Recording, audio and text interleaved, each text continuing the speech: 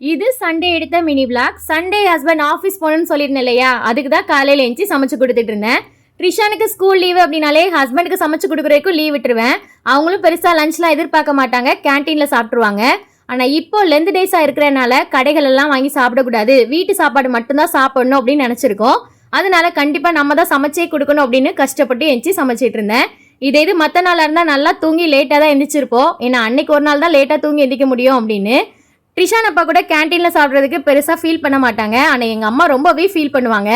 மொதல் நாள் நைட்டே சொல்லிடுவாங்க, நாளைக்கு வேறு ட்ரிஷானுக்கு ஸ்கூல் லீவு, நீ வேறு மருமகனுக்கு சமைச்சே கொடுக்க மாட்டேங்க, அவங்க வேறு பாவம் கேன்டீனில் சாப்பிடுவாங்க அப்படின்னு. அங்கே பார்த்தா மருமகன் கேன்டீனில் நல்லா சிக்கன் பிரியாணி சிக்கன் ரைஸ்னு வெளுத்து வாங்குவாங்க. நானும் ட்ரிஷான் தான் லேட்டாக தூங்கி எழுந்திரிச்சு அப்புறம் குழம்பு என்னத்தை வைக்க அப்படின்னு சும்மா தயிர் சாதம் லெமன் சாதம்னு சிம்பிளாக சாப்பிட்டுட்டு இருப்போம்.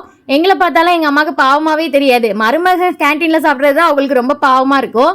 இதை நான் சொன்னேன் அப்படின்னா, நீ எப்படி சமைச்சிட்டு அப்படின்னா நீங்களும் நல்லா சாப்பிட்டுக்கலாம், அவங்களும் நல்லா சாப்பிட்டுக்குவாங்கல்ல அப்படின்னு சொல்லிட்டு சமாளிப்பாங்க. என்னதான் இருந்தாலும் எங்கள் அம்மா எனக்கு சப்போர்ட் பண்ணுறதை விட மருமகனுக்கு தான் ரொம்ப சப்போர்ட் பண்ணுவாங்க. உங்கள் வீட்டில் இந்த மாதிரி கொடுமைகள் நடந்துச்சு அப்படின்னா கமெண்ட்டில் ஷேர் பண்ணுங்கள், நானும் தெரிஞ்சுக்கிறேன். அப்புறம் இந்த மாங்காய் சாதத்துக்கு எதுக்கு சம்மந்தமே இல்லாமல் கீரையை வச்சிருக்க அப்படின்னு நினைப்பீங்க. அது ஒரு கட்டு ஃப்ரிட்ஜில் சும்மா தூங்கிட்டு இருந்தது, அதை காலி பண்ணணுமே அப்படின்னு சொல்லிட்டு சும்மா சேர்த்து வச்சு விட்டுட்டேன்.